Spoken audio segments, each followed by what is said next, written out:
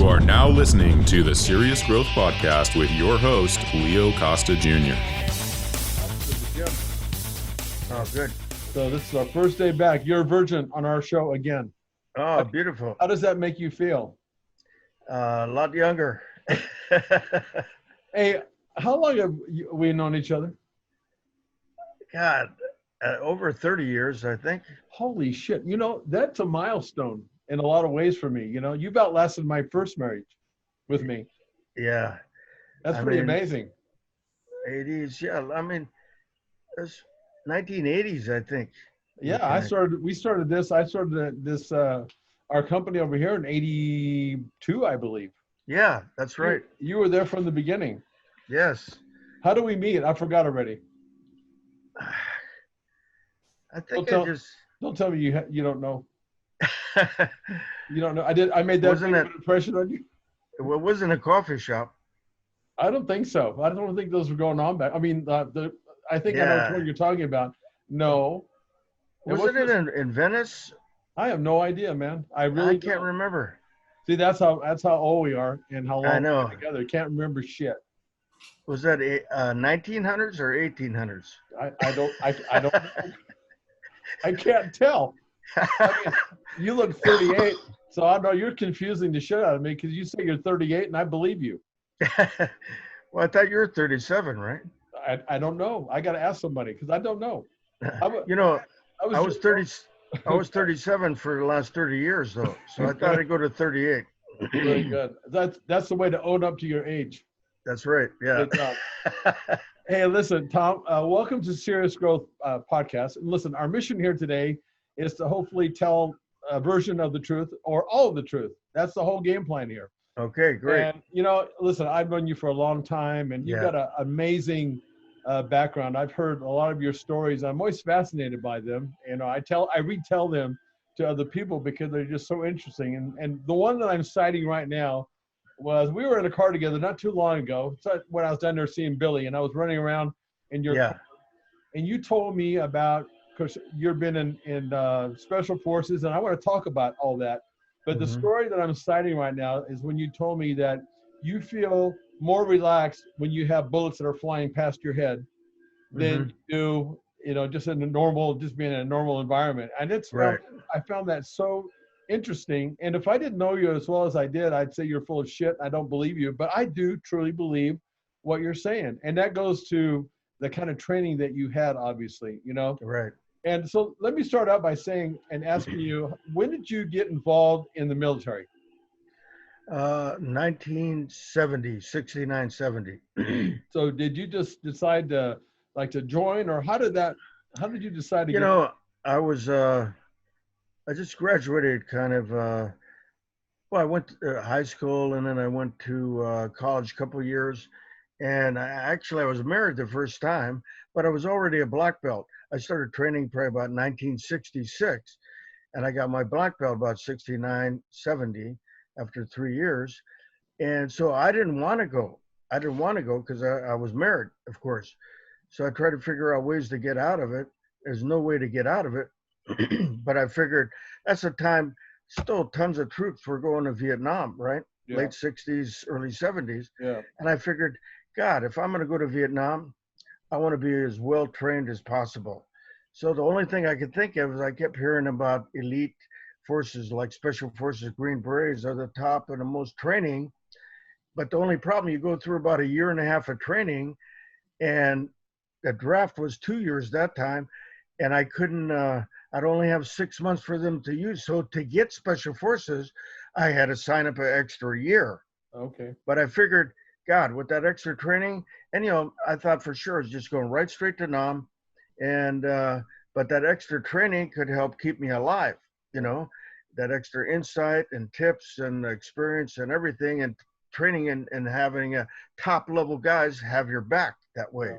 Yeah. So that was the decision. I just signed up for extra year, and so you didn't have any family members or anybody like that influenced you to go that direction?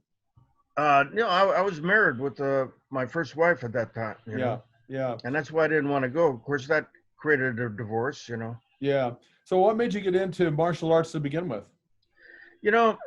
when I was young, I just heard about all these mystical things that martial artists could do, supposedly do, and and I was hanging around like biker clubs and a couple car clubs, and of course, when you're young, immature, you just want to be tough, want to be able to defend yourself. Yeah. So I can't say it was really high level stuff. I was interested in the mystical things like chi and ki and internal energy, but the main reason I just wanted to learn how to fight and defend myself because Yeah. of clubs I was hanging around.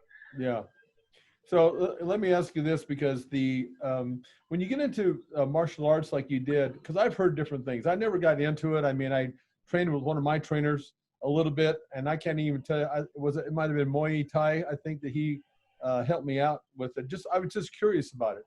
But when you learn a certain art like that, is it really useful when you go out in the real world? I mean, are you too mechanical, and are you able to modify on the fly? You know what I'm saying? I mean, if you're trained like that, and all of a sudden you get punched in the mouth, can you utilize that, or how does that work actually? It depends on the style and more the instructor that you train with. Like a weight training, you get a better quality instructor who you get more efficient, faster results from. So much karate and martial arts out there isn't very effective.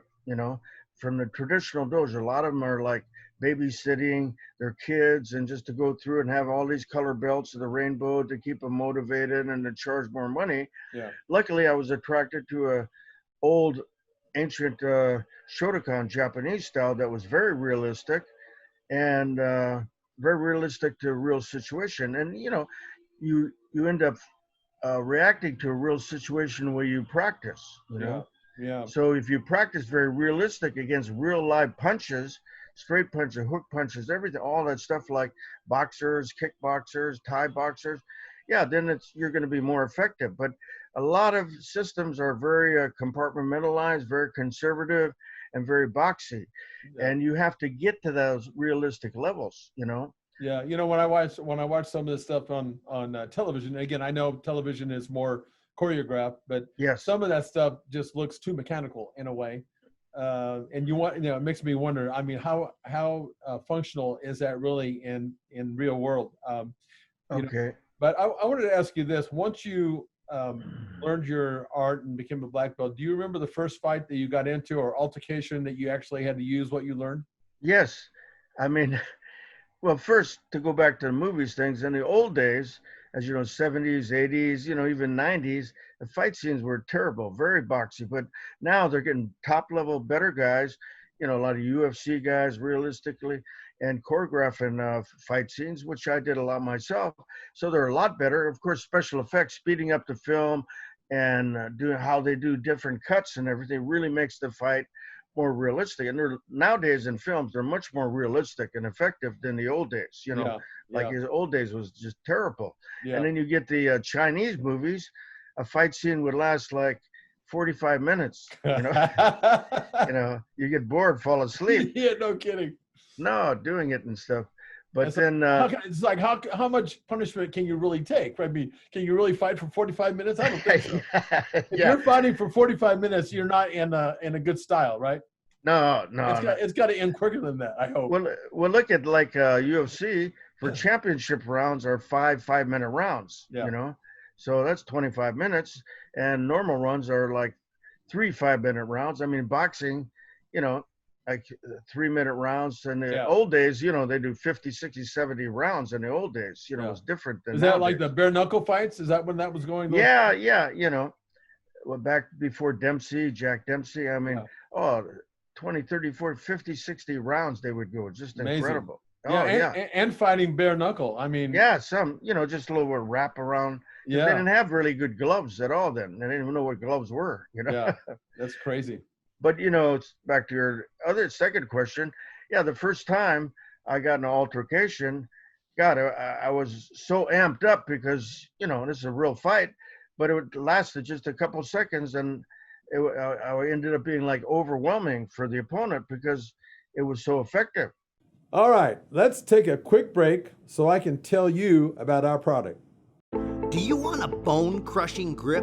Good, because you're gonna get one with the amazing new TRS gripper. It's a progressive grip builder with longer handles and a special ergonomic design that's like a dozen hand grippers in one. Start off easy and work your way up to quickly build your grip strength from wet noodle to pulverizing. The package includes a video from the world-famous strength coach, Dr. Russ Horine, the man who worked with Leo Costa to help bring you big beyond belief in the Bulgarian Power Burst.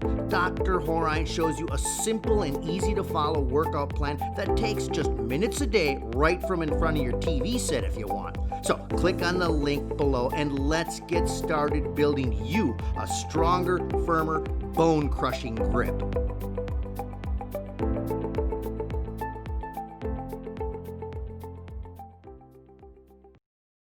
I'm sure you're gonna. For me, you know, I bounce. I got into bouncing because I wanted to find out if I could fight. I never had to as an athlete. Yeah. Nobody bothered me, you know. But that was always in the back of my head. So Yeah. I got out and got a bouncing job, and I don't know how to fight. I never learned how to fight. I just thought, well, I'm going to learn the hard way. Yeah. Fear is going to drive me because it scared the shit out of me to think that I'm going to be getting in a fight with somebody. So was it traumatic for you the first time? And what was that? How did it happen? And how did it go down? Oh, well, you know, it was just like in high school, and just had an altercation with a guy, and so I just met him after school, and he had his buddies, I had my buddies. We went to the park, and he's jumping around boxing, you know, and I just jumped in and took a step and went right over his fist guarding and hit him in the head the first time, and I hit him with a hook and a couple punches, and it was over. That's so it. Fast. No kidding. Yeah. Did everybody else run when they saw that? All his buddies? No, I wish they would have. I wish they would have been that scary. But you know, what's interesting, if you have a bunch of guys, say even 4 or 5 guys, and you take out the first guy really quick. Yeah. I mean, the second guy say, "Whoa, what was that?" Yeah, they're gone. Yeah, it sends a message. That's for sure. Yes, but if it lasts a long time, you know, they're going to be more confident and jump in. Right. Exactly. Okay, so you get this training under your belt, so to speak, and then you take this into the military. Did your training in getting your black belt and all that, did that actually help you or hurt you, or going into the military?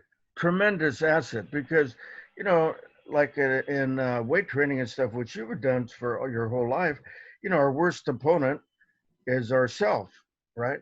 Yeah. You know, we break at our weakest link. To face yourself, face your fears, face your insecurities, weaknesses, everything. And if you can't do that, how can you face some big 6'4" guy or very tough opponent, you know? Yeah. You have to face yourself and become fearless and not insecure, not let any doubt in. So the best thing is that, you know, my style and my teacher, Tsutomu Oshima, who's like 89 years old, and he was just an incredibly tough fighter and came from an old Japanese school, you know, samurai mentality. We call it Budo, warrior's way. So I kept that in mind, and hearing his voice and his words all the time in the back of my mind, every time I go through training or face any fears or anything. See, we have an old saying in martial arts, if you don't want to get wet, jump in the lake. If you don't want to get wet, jump in the lake? Yeah. Okay, help me out here. I'm not... You know, I've never been that smart. I'm stupid smart, but I don't get this thing. You know, in Japanese philosophy, they like to talk in these contradictions, you know. They call it like haiku, short poems, where it goes against logic. So the idea is like, say, if somebody wants to go in a pool that's very cold, they stick their toe in, they stick their foot in, and very reluctant. It takes a long time, and you suffer more trying to get in slowly. Yeah. So this idea is you just jump in, and I see. You just commit to it, like jumping in a black hole or whatever. You don't know if it's a foot deep or 100 foot deep, or just screw it, jump in, you know? Yeah. So it sounds to me like, and I'm assuming that when you're going to kind of going back and forth here and transitioning into the military with your all this training that you had for your art, but it seems to me that the training that you got in your martial arts had as much to do with mental discipline and training as it did physical. Am I correct in thinking that? Yes, totally. Because, you know, like we have that saying, face yourself. is our worst point on ourselves. So like same thing when you're lifting, you push yourself. I mean, you push yourself against all odds, no matter what. You know, you don't want to do any injuries, but then the more doubts and fears you have and reluctancy and insecurities in your mind, you're going to be more apt to injure yourself. Look, when two people get in a fight, there's been guys in UFC got in a fight and they broke their forearm or broke their jaw. They didn't even know it. Yeah. I mean, look when Ken Norton fractured Muhammad Ali's jaw. He kept fighting. You know, they didn't stop it with a broken jaw. I mean, fractured jaw. Yeah. And you don't even feel it because you get all those endorphins going so much. It just protects you somehow, you know? Yeah. That could almost be dangerous because, you know, it's almost like a masking, you know, that you fight through that. And, you know, with that being said, you know, this mental aspect of what you're talking about, it's interesting to me that again, it's my belief that as long as your faculties are all correct, one of the most powerful things in the world is thought, is your brain power. Yes. And yet, I would say that most people don't ever get anywhere close to tapping into that. And why do you think that is? Is it because it's so damn hard to do, or people just don't know how to do it? I think a combination of both. And then number one, they're not motivated to do it. They don't really have a reason to do it because everybody wants an easy life. They want to, you know, get a career, get a job, make money. And they're, you know, it's so easy for us. We have very lazy minds to get back to reluctancy and just kick back and enjoy life instead of pushing ourselves. Because pushing yourself is painful, you know? Yeah, that's right. You know, I talk about that with, because a lot of things that you're talking about correlate with weight training. Weight training and bodybuilding in particular is you can think of it as a discipline and an art in itself, you know? Exactly. Because I talk about this with a lot of people that are in the fitness, in the studio that are more there for fitness. It's a different mindset. And I tell them, I said, look, to begin with, from my perspective as a bodybuilder, the motivation that you have has to be greater than the obstacle that you face. Yes. Okay. Yes, exactly. But it goes beyond that, in my opinion, because the motivation at some point starts waning a little bit. You have those days where you don't feel like it. And this is where the discipline trumps motivation and obstacle, in my opinion. Right. You know, you have to build that discipline because when you're tired or when you're getting your ass kicked, you have to dig down somewhere. And I would imagine that some of that is just the discipline that you took to get yourself to a black belt. Would that be correct? Oh, totally. Yeah. You know, that's why in karate we have these special trainings, which I told you about. You know, the winter ones are 3 days and summer ones 4 days.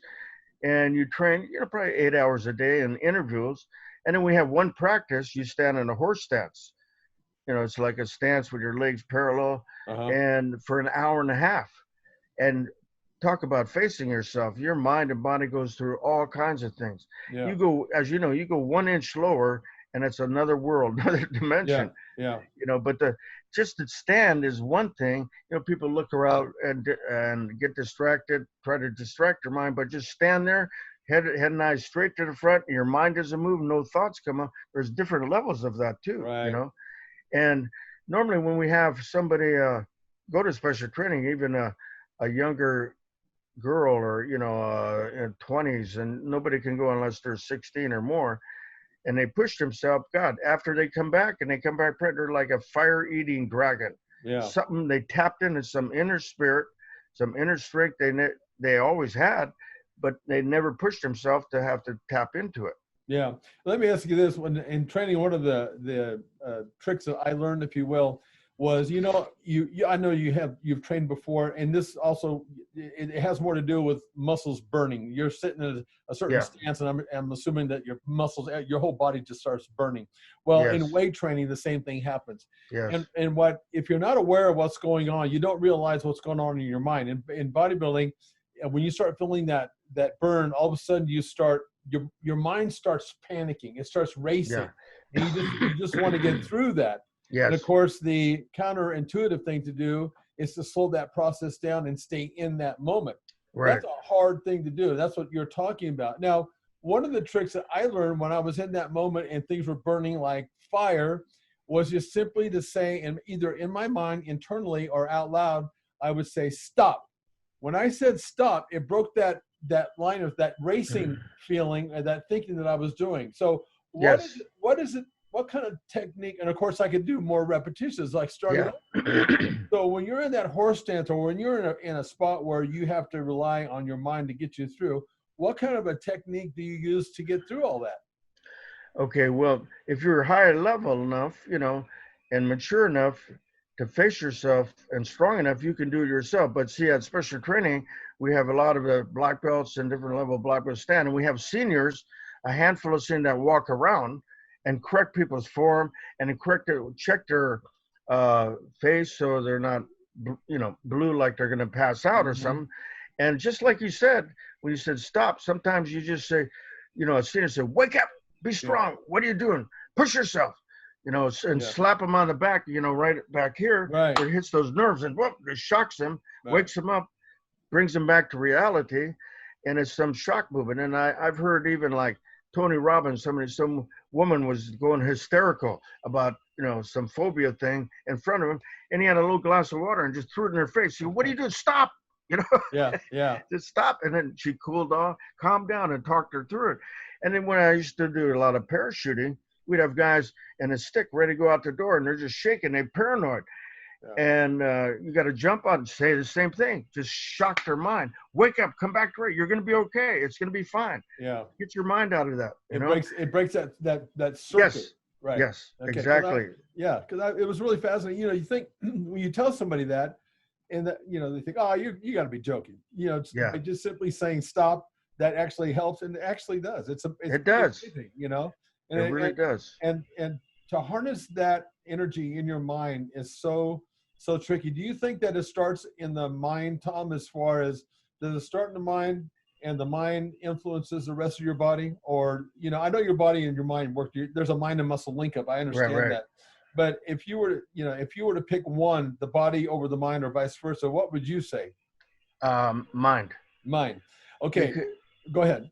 Oh, for example, like it's what you have to work with in your mind, in your subconscious mind. How have you been programmed your whole life first? A lot of people, young people, are very spoiled, this and that. But if you've really suffered, face yourself, we never really grow unless we face some crisis, some adversary with the right state of mind. So we're reprogramming those brain cells, subconscious level, to push yourself through this and not give up and hold that. So the more you can do that, when you face a crisis opponent, you're more programmed to do that. Of course, there's very few people that are born with a warrior's mentality. They're born just genetically, they have it naturally, and they don't have to train. Then you have people in a gray area, and some of them can be trained, and a lot of them can't. Right. Because there's so much previous programming subconsciously to break those cycles, Yeah. Okay. So now you're in the military and you have your martial arts behind you. What part and exactly tell me what your first year looked like? And you went to the Army? Is that where you went? Okay. Special Forces. Yeah. Now, did you go directly into Special Forces, or did you have to go through some sort of a pathway to get there? Yeah. Well, first, you have to sign up for it, and you go to basic training, AIT, it's different, all different now, but in the 1800s it was different, no. Yeah. I would imagine so. Now you go 8 weeks of basic training, and then I went to this AIT advanced leadership preparation training for a month. So they made me like an acting sergeant. So when I went to advanced infantry training, I was acting platoon sergeant. Acting, So it was great experience. I was in control of like 30, 40 guys, So you really had to step up and plate and be an example to these guys and face yourself first so you could be example and push them. Yeah. But then after advanced infantry training, most people go directly right to Vietnam, right from there.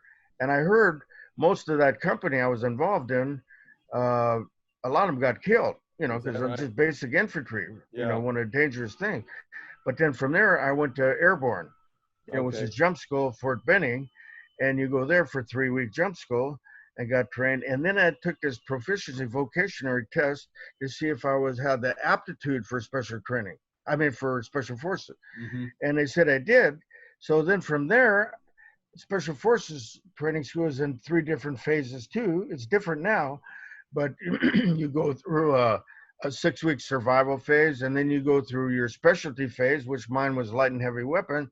Then you go through the 12-man A team. Then they put a team together, and you actually work out in the jungles as a 12-man A team with your different specialties, and like it would be in a real situation. You Right. know? So you basically, what you're doing at some point is you're practicing like you're doing the real thing.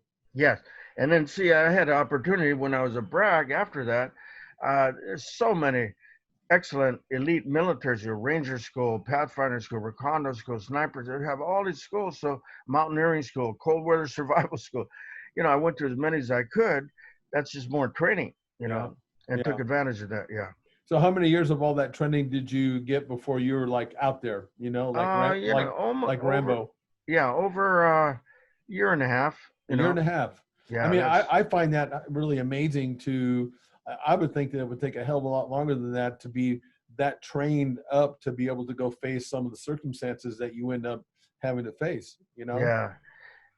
And, you know, it's interesting, like when you really face a combat situation, I had a friend, Steve Jamgoshen, and he, when we first got there, like South America, when a detail, I mean, you're trying to be so aware every step you take, you're going to step on a tripwire, a mine, this and that, and, or get shot or something. I mean, you're just exhausted after 2-3 days. You can't do it because you're so too conscious, you know, too aware. So you have to just surrender to that. Hey, if I'm going to get killed, I'm going to get killed. It's destiny, but I'm going to take as many out as I can and do the best I can and survive. And you surrender to that pain, you surrender to that suffering, and you become one with it, and then let that go. And that kind of helps protect you in a way to be more harmonious with the situation. You know? Well, and the thing about that is that's completely counterintuitive, and you can't possibly, I mean, can you train for that, or do you actually have to be now out in the real world and say, I mean, this is that next step where you got to face yourself? Because how can you be in that environment before you go into the real environment? Let's just call it that. You're training. Yeah.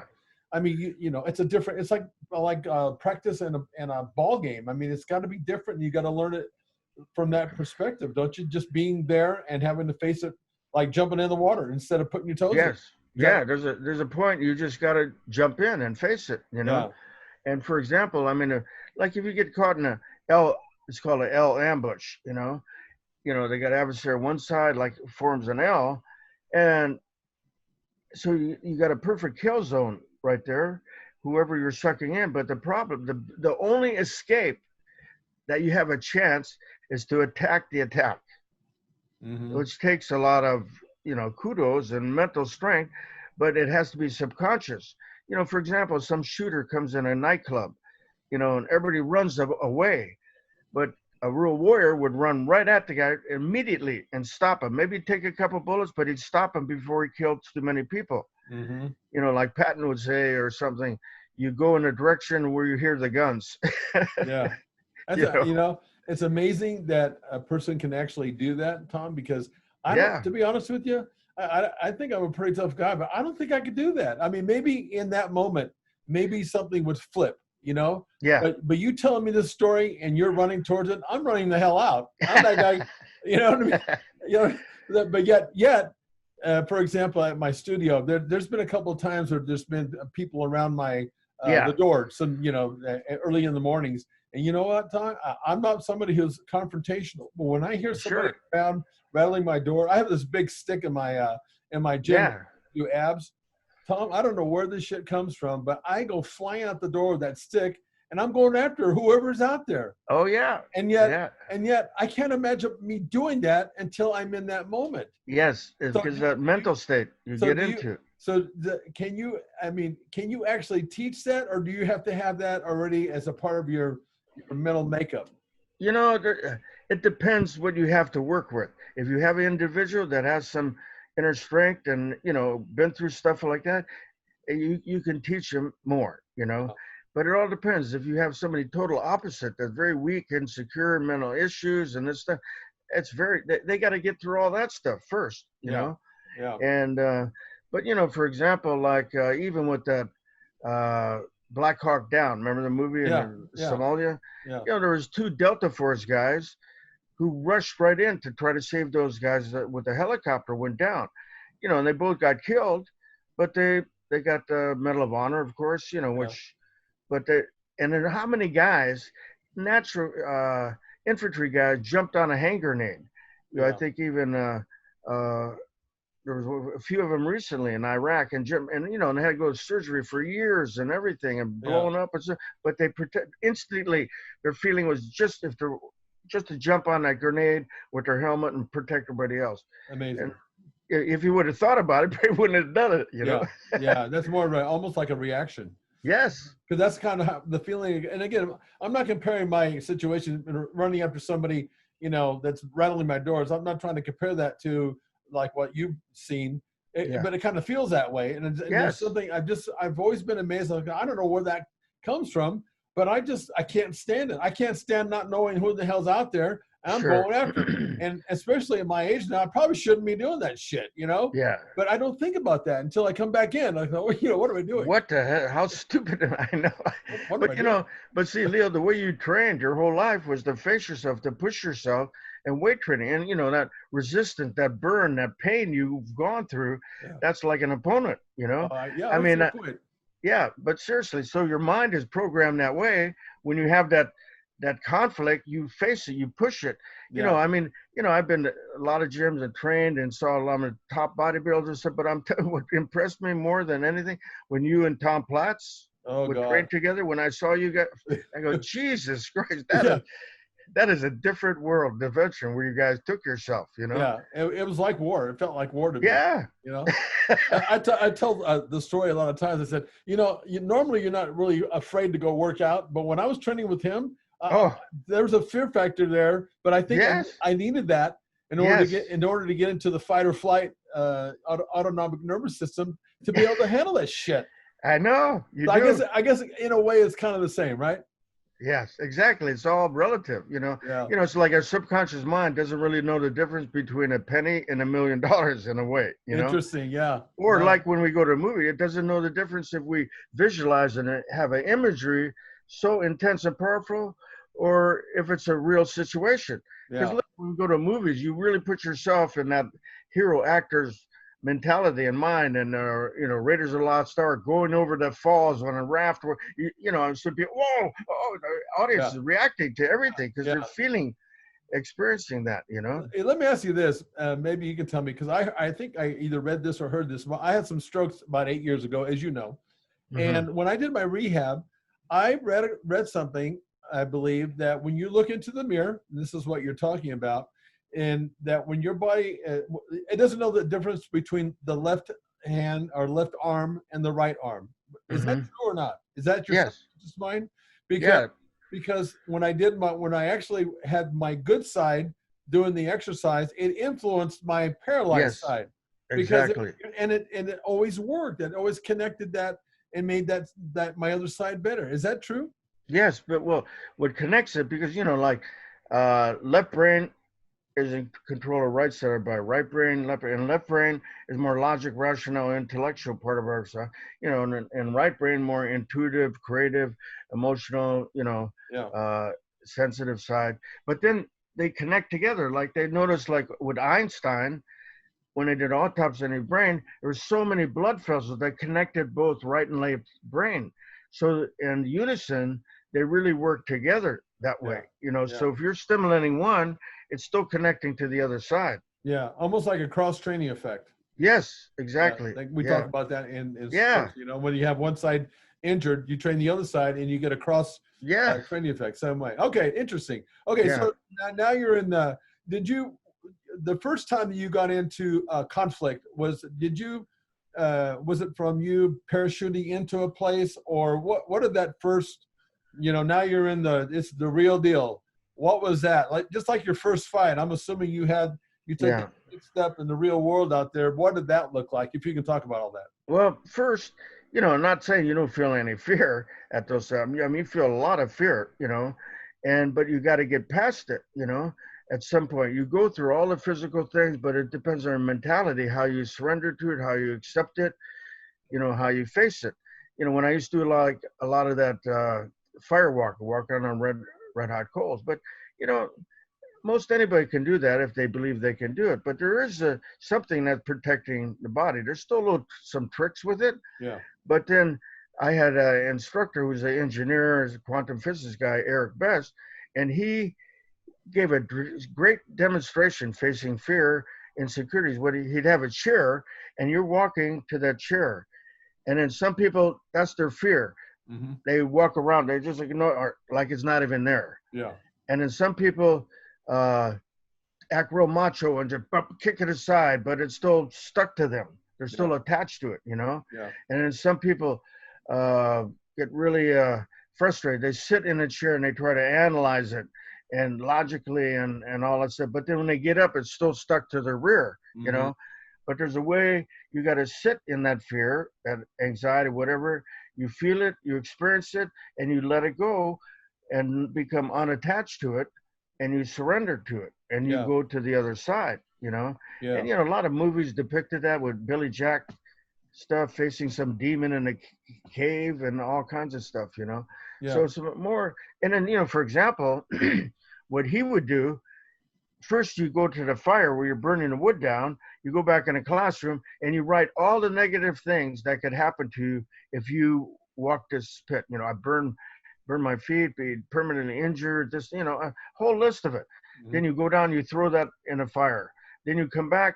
Now, if I accomplish this, what are all the positive things that I can accomplish? Push myself, face myself, be more positive thinking, successful, you know, and you throw that in a fire too. You have to accept the positive as the negative. Yeah. Because a lot of people want to become successful, but they don't want to, you know, pay the price to do it, you know? So when you're going through that process, is it important to think of the negative first and then with a positive outcome, or does that order matter? You know what I'm saying? Or do you go positive first? No, because I think you just told me the order, because you said first you're thinking what the negative is, but then you think you also then it came second in order. Is that on purpose? Yes, on purpose, because you want to get rid of, unattached to the negative, so you have a void, emptiness to fill the positive. So like if you have a negative habit, you want to get rid of the negative habit or issue, and then you replace it with a positive habit. Yeah. So if you're going through something and also, I'm thinking this thing, I start doing push-ups or do something or some chi breathing or whatever, or meditate, you know? Yeah. You know, it's funny that you say you surrender to the pain or to the fear. I had a similar, and again, nothing compares to what you've gone through. No. But here's what happened with me. At one time, I used to smoke cigarettes. I got heavily addicted to cigarette smoking, you know? Yeah. And so it came to that day where I thought, you know, I got to quit. I don't want to do this anymore. Right. But I thought, like a lot of people, I can quit whenever the hell I want. Mm-hmm. Of course, I couldn't. I was so addicted, you know, I'd throw them away. And then, you know, 5 days later, I'd be hunting for the cigarettes, or, you know, wherever I have to go buy a new pack. Yeah.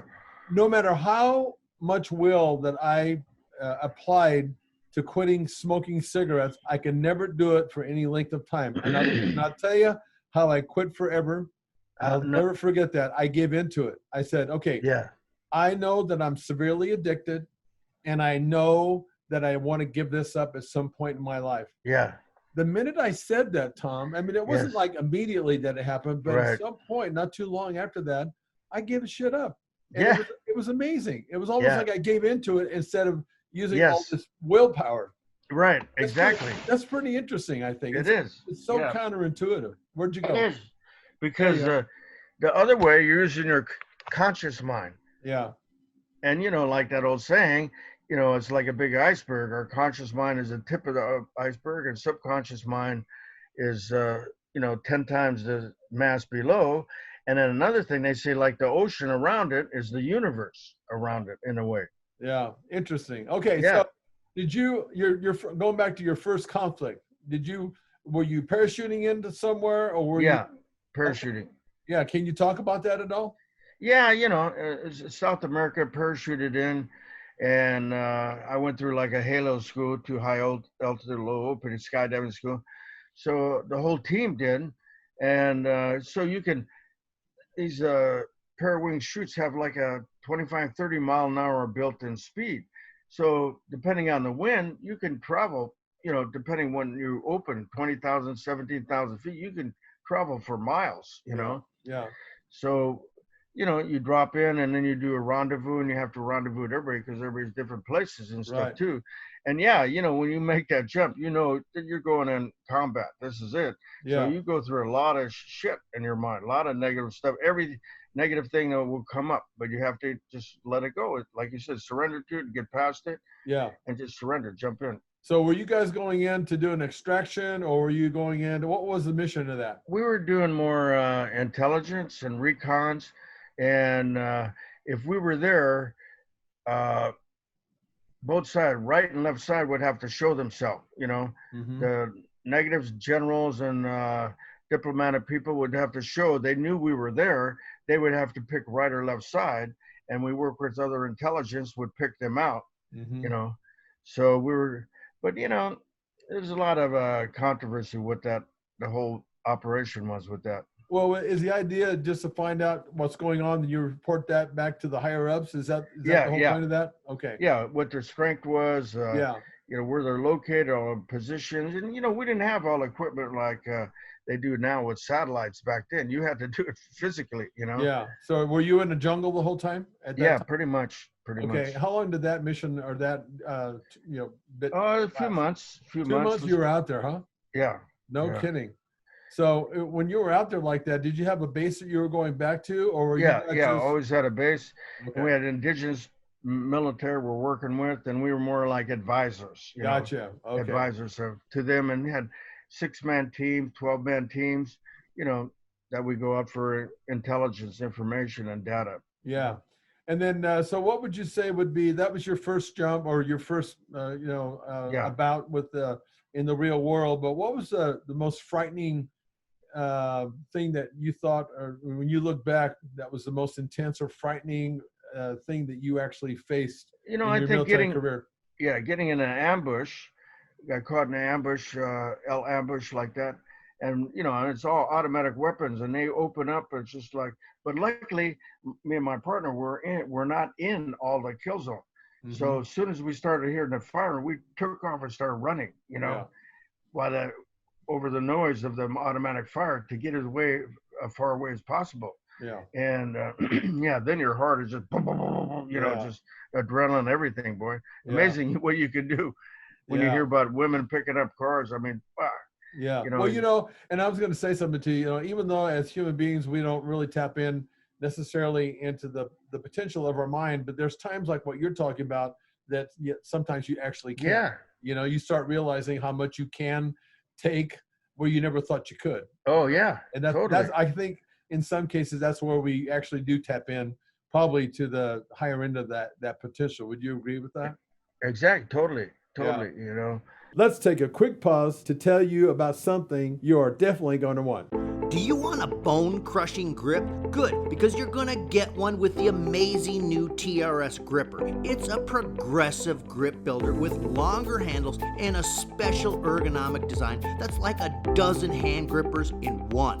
Start off easy and work your way up to quickly build your grip strength from wet noodle to pulverizing. The package includes a video from the world-famous strength coach, Dr. Russ Horine, the man who worked with Leo Costa to help bring you big beyond belief in the Bulgarian power burst. Dr. Horine shows you a simple and easy to follow workout plan that takes just minutes a day right from in front of your TV set if you want. So click on the link below and let's get started building you a stronger, firmer, bone-crushing grip.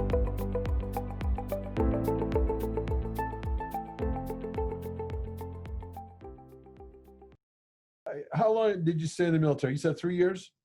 3 years. 3 years. Okay, so your military career is now over. Was it hard for you to leave that, or was it something that you were ready to come back home to? Yeah, it's very hard to leave, and I think I would have, but that was like into Vietnam in '72. So they started breaking everybody up, the military special forces, sending them all over different places, and it was just pulling back on everything. Yeah. And I think if there's more action, I would have stayed in, or Delta Force. I was really interested. Didn't start to our top anti-terrorist group to 1976. So I got out 73. Mm-hmm. But I think if I knew that was then, there was a chance I would have gone there. But then after, they transfer me to different places to, break up special forces and all that stuff. And that's what kind of bored me a little bit. But I was approached by some mercenary captain, more in South America, since I was there, that wanted to sign me up.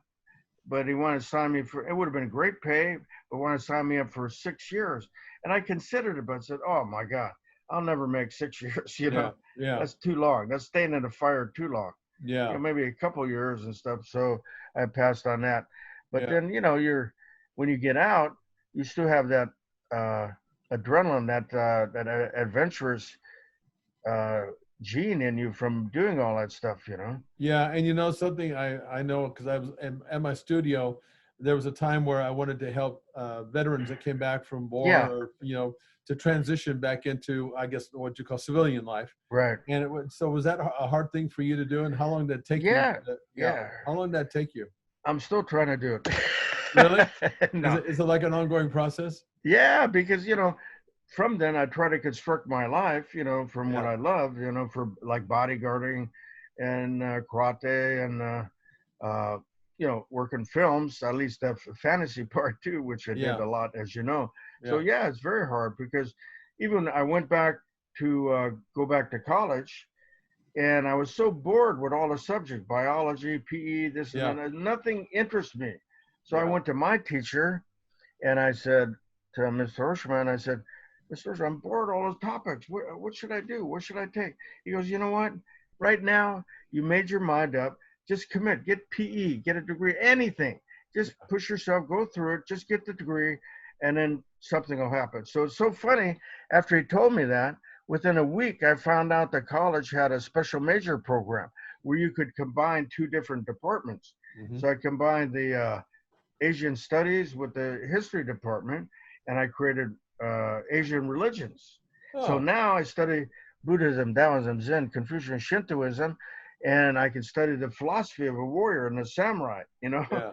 So Yeah, and that's almost, in a way, from my perspective, Yeah. that's almost like you getting that kind of fix that you were in, Yeah. when you were in real combat, because you start getting into that deep mindset of that mental warrior, of that mental part, which you had already. yeah. So how do you put that into use? I think you did a really good job in doing that. Yeah, well, I don't know about that part, but but doing that part now, that helps your mind understand the philosophy, all those Right. ancient religions, where those warriors practice, the Buddha, Bushido, understand where they're coming from, and you apply those techniques and internal concepts to your own mind Right. to really calm down, relax, be confident, secure with yourself, face yourself, Well, Yeah. that's proof that it does start in the mind. You got a hold of your mind.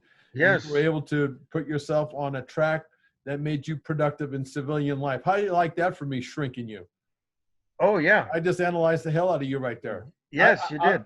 I don't have a degree in psychology, but I have stayed at the Holiday Inn Express, and I just proved that to you right now, didn't I? Okay, Totally. so then, how did you get into? I know you talked about bodyguarding, and I know you're doing that. How did you get into that, and what direction did Bodyguard take you? Did Bodyguard make you feel like you were kind of back into? Yeah, it helped. Again? Because bodyguarding is same type of concept principles as a military team. Yeah. Whatever, with team, even like police is very close to that, and firemen, they're all military top level guys that way. Because that military concept principle is what works. That's how you win war, win battles, win fires, adversary, everything. Right. Yeah. So when I got out, I just had a couple of clients.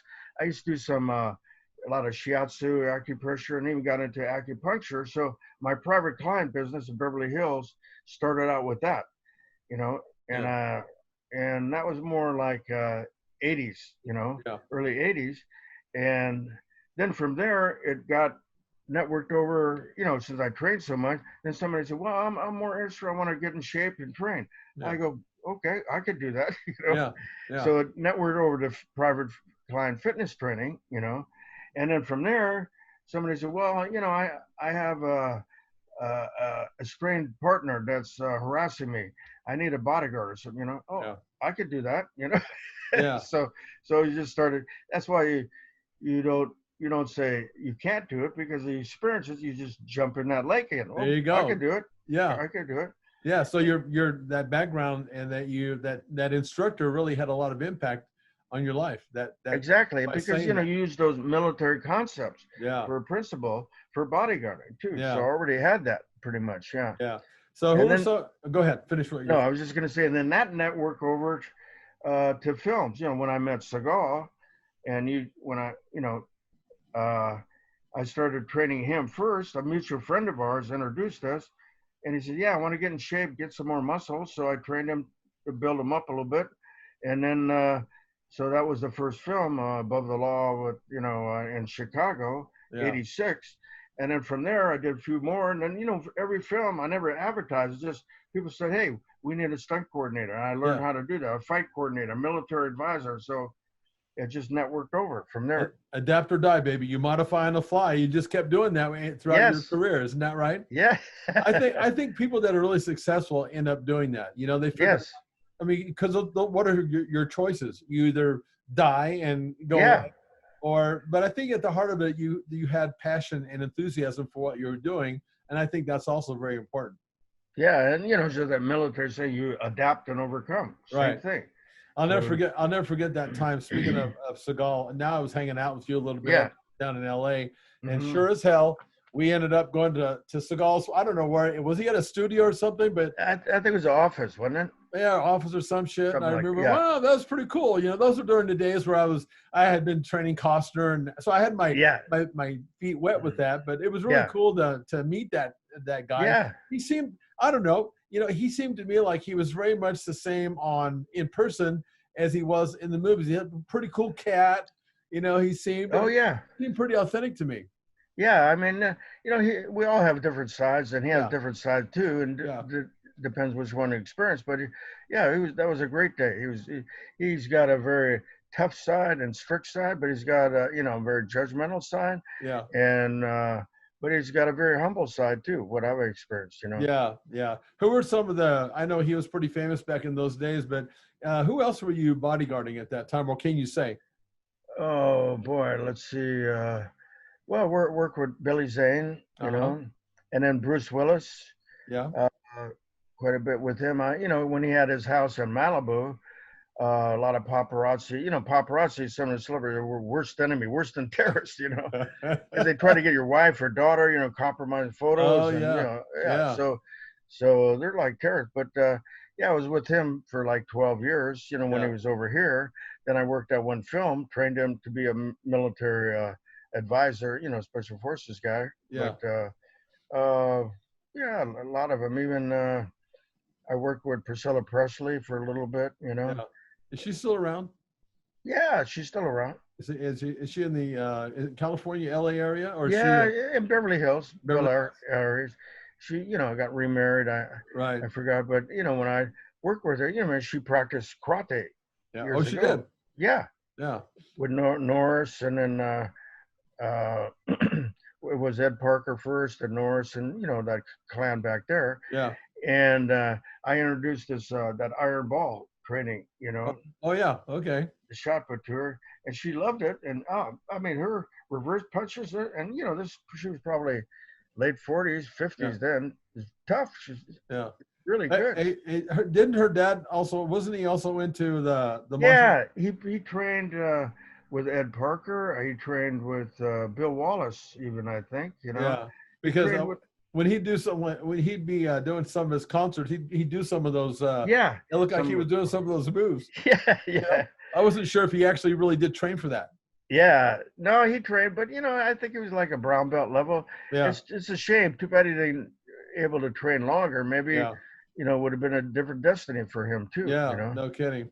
Okay, so go ahead. Oh, I was going to say, it's interesting, when he was in his service in Germany, he went to France. I heard, and we had a Shotokan karate dojo there, but the instructor was kind of a jerk a little bit. Mm-hmm. And didn't know who he was, and just was very rude to Elvis. Else he may have started with us or my teacher back then, Yeah.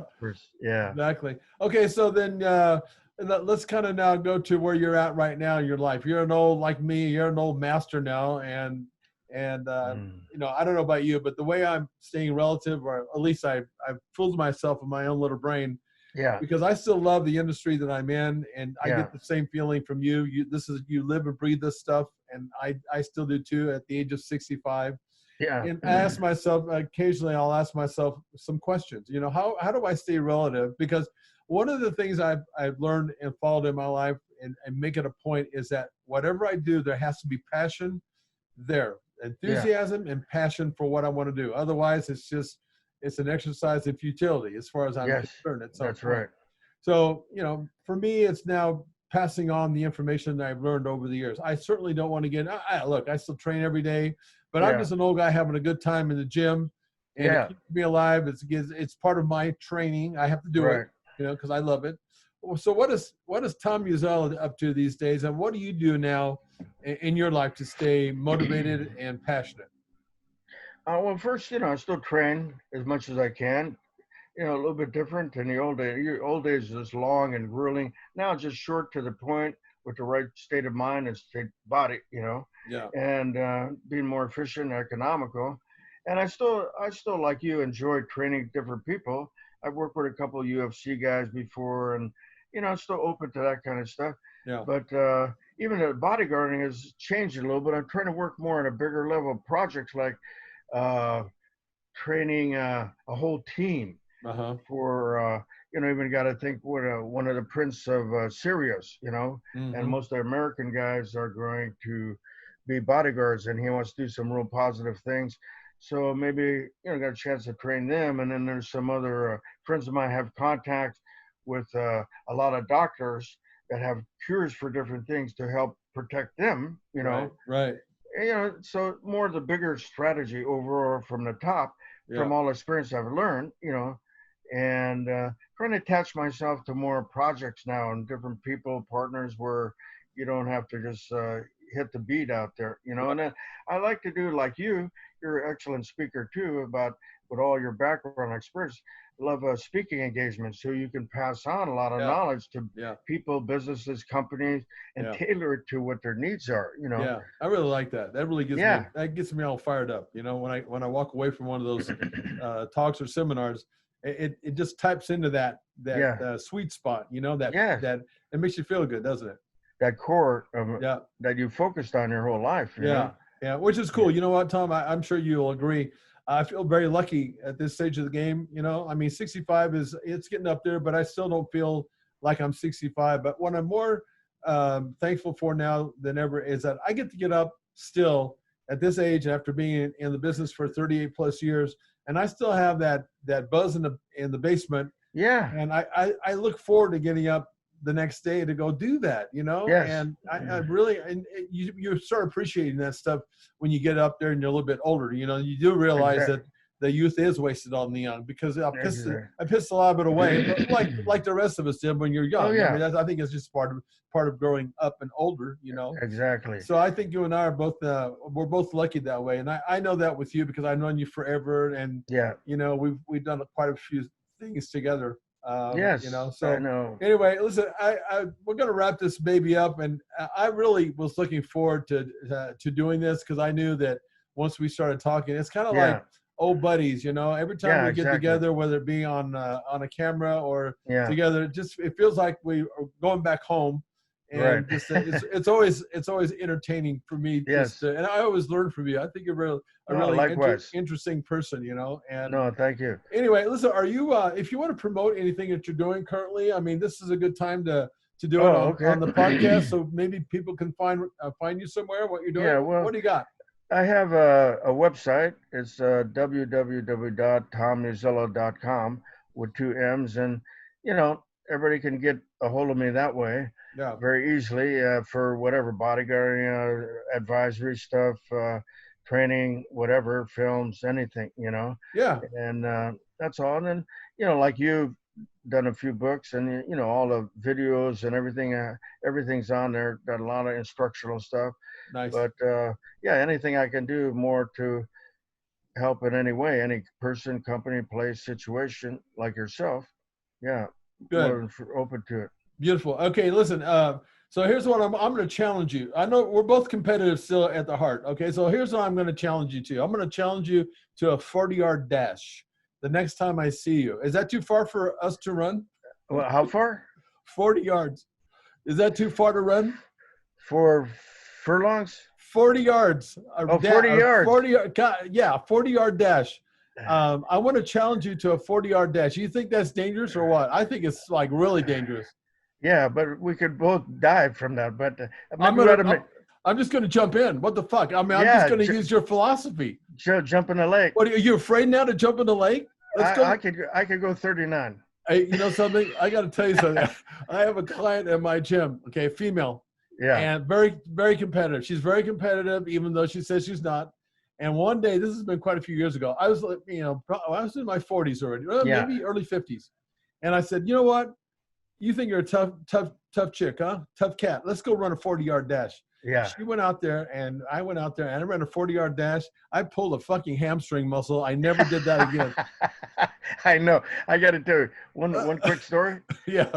We got time? Yeah. Okay, I got a good friend of mine. I think I mentioned him to you. His name is Ken Osborne. Yeah. He's trained like 60 years. He got his black belt originally with Chuck Norris. Then he came over with us and stuff. And he's talk about a true warrior. I could always, when I did all these radical long distant practices, 10,000 punches, 10,000 kicks, whatever, I could always talk him into doing it with me. Not all of them, but you know, I could talk. I go, Ken, I've been thinking. He's goes, God damn it, what do you think of what? Well, I was thinking about doing some kicks, Why? Well, just to push yourself a little bit. He goes, well, all right, how many? Just, not many, like 10,000, What? 10,000? Just 10,000? Yeah. Holy shit. But, like you guys and the buddies in the gym and stuff are always rousing each other. So years ago, I was down here and I got frostbite really bad in my toe from climbing Whitney in the winter, the previous winter. And it still was very sensitive. So on his 40th, he's like 79 now. But on his 40th birthday, he goes, Tom, I want to run 40 miles on my birthday. I want you to do it with me. Shit. So I said, okay, but I already moved down south. I was living up with him in Northern California. And I go, look at Ken, I'll still do it. I don't mind, You go, you do it up there and I'll do it down here the same day, right? Yeah. And I had a couple of pit bulls and I couldn't run for like a few weeks because of my frostbite. I'm thinking, how in the hell am I going to do this? So I tried to swim. I tried to do everything, keep in shape. Yeah. And best I could, So, okay, the day comes up. And I ran it with 2 pit bulls on top, which makes it 5 times harder because they drag the shit out of you. Use all my roots to hold back, and then until they burn out, Yeah. And I used to run them every day when I was in good shape at 10 miles, Yeah. And they loved that. So Ken calls me up. He's so excited. He said, "Oh, Tom, God, I did it. It was great, but I pulled my hamstring. I did this, and I had a couple of brown belts do it." He goes, "Oh, by the way, did you also do it?" I said, yeah, I did it. I played it down. I just rammed it up as, He goes, yeah. I go, but Ken, I have to be honest with you, because of my close friend, when I got to 40, I felt so good. I had so much extra energy. I felt like a sissy if I stopped there. So I went a little bit farther. He goes, you son of a bitch. He goes, okay, how's it go? How far? I go, well, I stopped at 50 because I don't want to make you feel bad. You're not competitive, are you? Not at all. Okay, so now that I'm rethinking this, my logical mind has kicked in now. Okay, so the next time I see you, I think what we'll do is we'll walk 40 yards and see who wins that one. All right. Okay. Maybe we can go 41. Or 41, whatever. Okay. Anyway, hey, listen, man, I really appreciate you coming on the show today, and let's do this again. If for no other reason to lie to each other. Yes. Okay.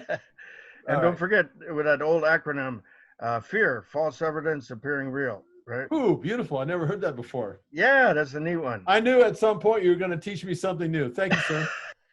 Thank you, sir. I'll talk to you next time. It's a real honor, buddy. Okay, man. Take care. Thank you, man. Okay, bye-bye. Bye.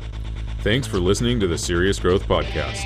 For more episodes like the one you just listened to, subscribe to us on your mobile podcast app and leave us a review. If you'd like to reach out, you can find us online at seriousgrowth.com. Until next time, train smart and train hard.